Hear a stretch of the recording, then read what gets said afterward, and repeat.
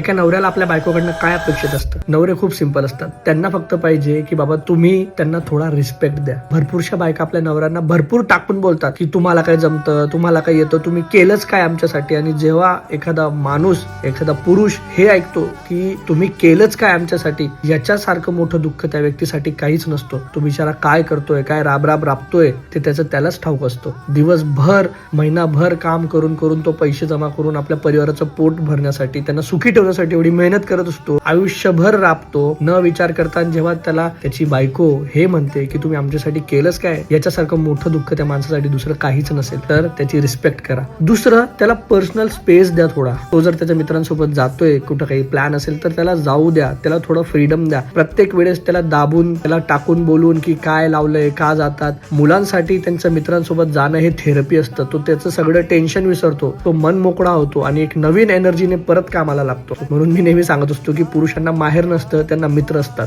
Third and the most important one, की बायकोने त्याचं घर सांभाळून ठेवलं पाहिजे. वेन आय से घर म्हणजे सगळं काही, फॅमिली, मग त्याची आई असेल, वडील असतील, भाऊ असतील, सगळ्यांशी प्रेमाने बोला ना तुम्ही. जे काय असेल समजावून सांगा. तुम्हाला काही पटत नसेल तर नवऱ्याला सांगा, नवऱ्या थ्रू ते जाऊ द्या. परंतु एखाद्या गोष्टीमुळे आपापसात वाद करणं, त्याच्यासाठी आपल्या नवऱ्याला ब्लेम करणं हे चुकीचं आहे. जर तुमची सासू ऐकत नसेल तर त्याच्यात नवऱ्याचा काय दोष आहे? त्याच्यात नवरा काही करू शकत नाही. तुम्ही तुमच्या सासूशी डिस्कस करून जे काही तुमच्या गोष्टी असतील त्या सॉल्व्ह करा. हा, मे बी तो तुम्हाला हेल्प करेल, पण त्याच्यासाठी नवऱ्याला दोष देणं की तुमचं हे असंच आहे, ते तसंच आहे, ते चुकीचं आहे. तर बायकांनो, तुमचा नवराही एक मनुष्यच आहे. त्यालाही समजून घ्या, त्यालाही भावना आहेत, त्या भावनांची रिस्पेक्ट करा, त्याला सपोर्ट करा. बघा, तुम्ही त्याला सपोर्ट करून बघा अनकंडिशनल. नाही तो जग जिंकून आला ना तुमच्यासाठी, मग मला सांगा. बाकी अजून तुम्हाला काही वाटत असेल की काही मुद्दे मिस झाले असतील तर मला कमेंट करून सांगा आणि फॉलो करायला विसरू नका.